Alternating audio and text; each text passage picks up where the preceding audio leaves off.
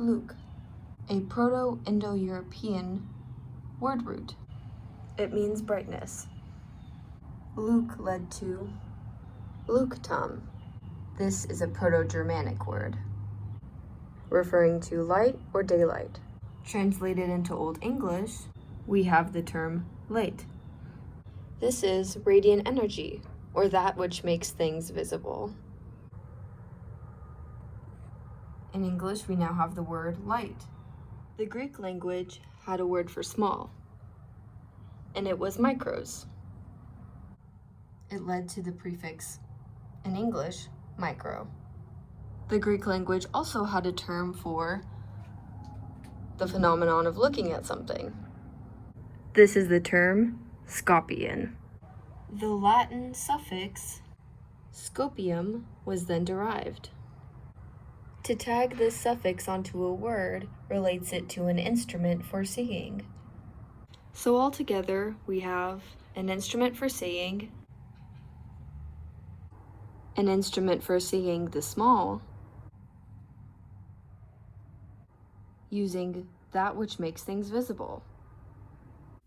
Or to define it technically, a light microscope is a device which provides light emitted from a sample material a path through at least one structure of curved glass, redirecting the light to meet at one point and project an inversed and magnified image of the sample material.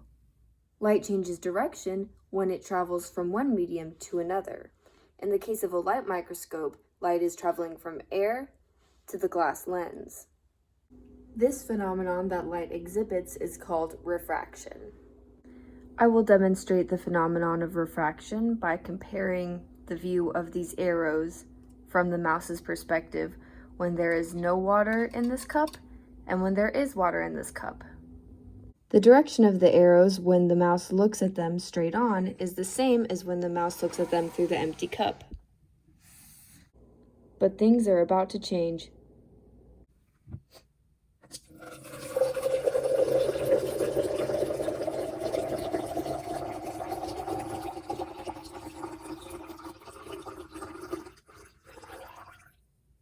Water is acting like a lens and bending the light before it reaches the eyes of the mouse.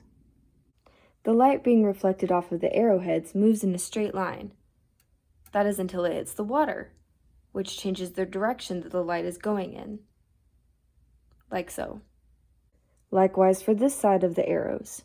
It goes straight until it hits the water and changes direction. If the light from the arrowhead is reflecting over here, and the light from the ends of the arrows is reflecting over here, then the mouse is going to see an inverted image of the arrows, because that's where they're positioned when it reaches its eyes. If the only thing an instrument can do is enable refraction to occur, then it's a successful light microscope.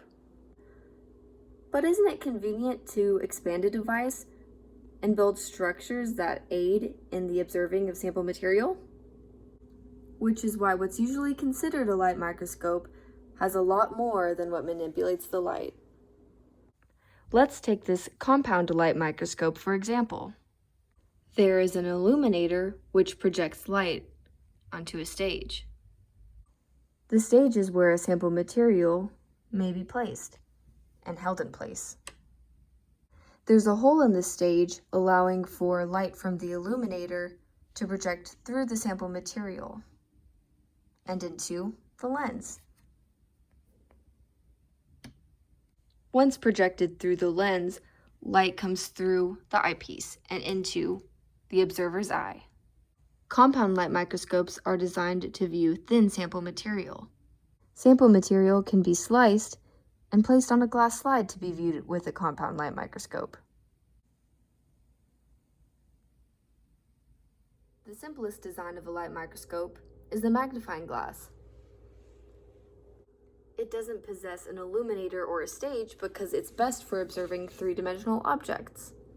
A magnifying glass doesn't need an eyepiece either. That's because the size of the lens allows for handheld usage. And handheld usage encourages the constant adjustment of distance between the eye and the lens.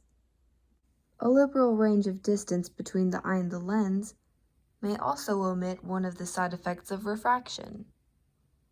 Not because light is being refracted any differently, but because the distance between one and the lens determines what light is being reflected into the eye. Right before the meeting place of the redirected light, there's a sweet spot where the image is not yet inverted. From here, the mouse still sees the light reflected from the heads of the arrows on the side which it came from. Just as well, the light reflected from the ends of the arrows is still on the same side of the ends of the arrows themselves. So the direction of the arrows appear to be in the original direction, rather than the opposite.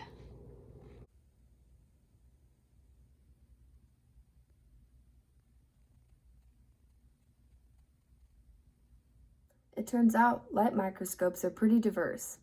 The first microscope ever constructed looks a lot different than the ones usually seen today.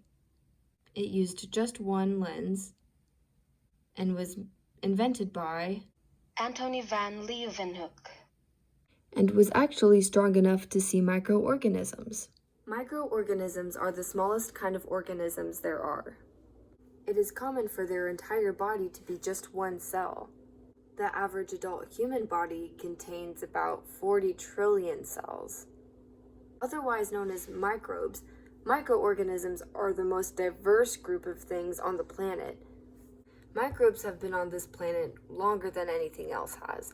They're extremely resilient to extreme weather and conditions that other animals and plants and fungi cannot withstand.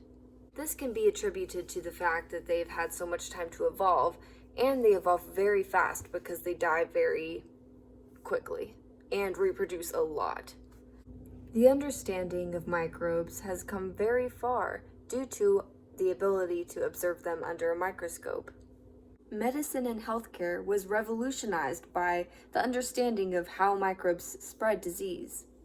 This means that the manipulation of one phenomenon, refraction, gave birth to a culture of awareness that saved many lives.